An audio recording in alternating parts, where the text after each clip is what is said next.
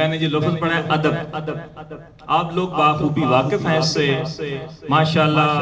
مجھے یہ تمام جو ہمارے ٹیچرز ہیں، ہماری بہنیں، بھائی نبیل صاحب، مجھے یقین کریں بڑا یہ خوشی کی بھی بات ہے اور احساس بھی ہے کہ وہ آپ لوگوں کی بڑی اچھی تربیت کر رہے ہیں. سب سے جو پہلی چیز ہے وہ ادب ہے. اب میں بہت بڑی مثال دیتا ہوں کہ جب کائنات بنی، کائنات بننے کے بعد سب سے پہلے جو بے ادبی ہوئی وہ کیسے ہوئی اور کس طرح ہوئی. پہلے یہ آپ سب نے واقعہ سن رکھا ہے کہ اللہ رب العزت نے حضرت آدم علیہ السلام کو بنایا. بنانے کے بعد اعلان کیا کہ ہم انہیں خلیفہ مقرر کر رہے ہیں. جب یہ اعلان ہوا تو اللہ رب العزت نے تمام فرشتوں کو حکم دیا کہ آدم کو سجدہ کریں. اب حکم اللہ رب العزت کا تھا، سامنے فرشتوں کو پتا تھا کہ اللہ رب العزت نے حضرت آدم علیہ السلام کو پانی اور مٹی سے بنایا. اب تمام ملائکہ سجدے میں چلے گئے. ایک ایسا بھی تھا جس نے سجدہ کرنے سے انکار کر دیا. پہلی بے ادبی اس وقت ہوئی جب اس نے انکار کیا تو اللہ رب العزت نے اس پر لعنت بھیجی. فرمایا فَخْرُجْ مِنْهَا فَإِنَّكَ رَجِيمٌ، کہ اسے حکم ہوا کہ یہاں سے نکل جا، اور جب تک قیامت نہیں آئے گی اسے مہلت بھی مل گئی اور اس پر اللہ رب العزت کی لعنت بھی ہو گئی. اس نے کیا گیا کہ سب سے پہلی بے ادبی اور خود کو بہتر سمجھا. اب یہ ایک مثال ہے بے ادبی کی کہ جس نے بے ادبی کی اس پر خدا کی بھی لعنت ہوئی اور اس پر اللہ کی لعنت ہونے کے بعد اسے یہ حکم ہوا کہ اللہ رب العزت نے فرمایا کہ یہاں سے نکل جاؤ. اب دوسری طرف آئیں کہ ہم ادب کی مثال میں آپ کو سناتا ہوں کہ سرزمین مکہ شریف، سرزمین مدینہ شریف ہم بڑی محبت کرتے ہیں اس کے ساتھ. ایک تو نسبت ہے ہم سب کو نبی پاک صلی اللہ تعالی علیہ وسلم کی ذات کے ساتھ، اور دوسرا وہاں جنہوں نے ادب کے مقام کو حاصل کیا، حضرت اسماعیل علیہ السلام جو حضرت ابراہیم کے بیٹے تھے. آج بھی اللہ ان مقامات کو محفوظ کیے ہوئے ہے. یہ بھی طلباء نے واقعہ سن رکھا ہے کہ حضرت ابراہیم کے بیٹے حضرت اسماعیل ادب کے اس مقام پر تھے کہ اللہ کی طرف سے حکم آیا خواب میں کہ اپنے بیٹے کو ذبح کرو. اب بیٹا آپ کی عمر کا، یعنی کہ ان کی عمر اس وقت تھوڑی تھی، 11-12 سال لکھا گیا ہے. تو بیٹا پوچھتا ہے باپ سے اللہ کا حکم ہے؟ تو حضرت ابراہیم نے حکمن فرمایا ہاں بیٹا یہ میرے اللہ کا حکم ہے، میرے رب کا حکم ہے.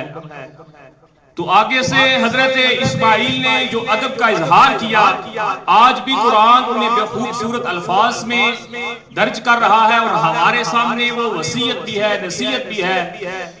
اللہ رب العزت کا حکم انہوں نے کہا کہ اے میرے باپ اگر یہ اللہ کا حکم ہے تو آپ مجھے صبر کرنے والا پائیں گے.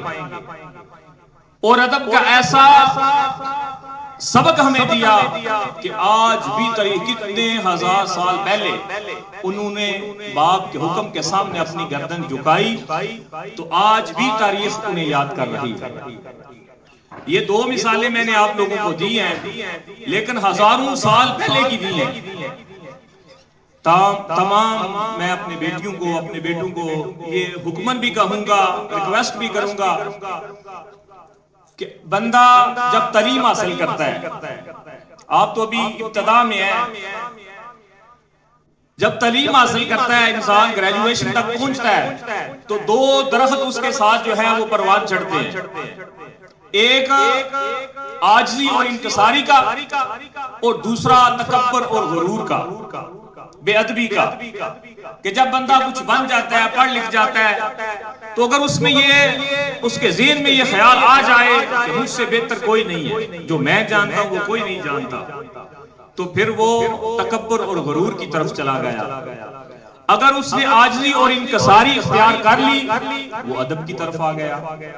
اسی طرح کی بے شمار مثالیں اللہ ہمیں قرآن میں بتاتا ہے، حدیث نبوی میں ملتی ہے کہ میں آپ لوگوں کو یہی میسج دوں گا، تمام بیٹیوں کو، تمام بیٹوں کو، کہ اللہ نے بھی حکم یہ فرمایا اور نبی پاک صلی اللہ تعالی علیہ وسلم کا بھی حکم ہے کہ جو تعلیم دیتے ہیں خیرکم من تعلم القرآن وعلمہ، اس حدیث مبارکہ کو سامنے رکھتے ہوئے علماء تشریح کرتے ہیں کہ اللہ کے پیارے حبیب نے فرمایا تم میں بہتر وہ ہے. یہاں تو لفظ قرآن کا سامنے نظر نہیں آیا، جو قرآن پڑھتا ہے اور پڑھاتا ہے. بات تعلیم کی ہے.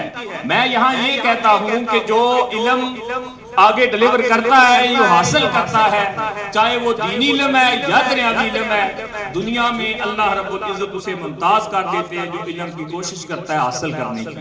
اور علم کیسے حاصل ہوتا ہے؟ صرف اور صرف ادب کے ساتھ، اور آپ لوگوں کی محبت کے ساتھ، آپ لوگوں کی محنت کے ساتھ. لیکن محنت بھی بندہ کرے، مشقت بھی کرے، پڑھتا بھی رہے اور ادب نہ کرے تو اس علم کا کوئی فائدہ نہیں.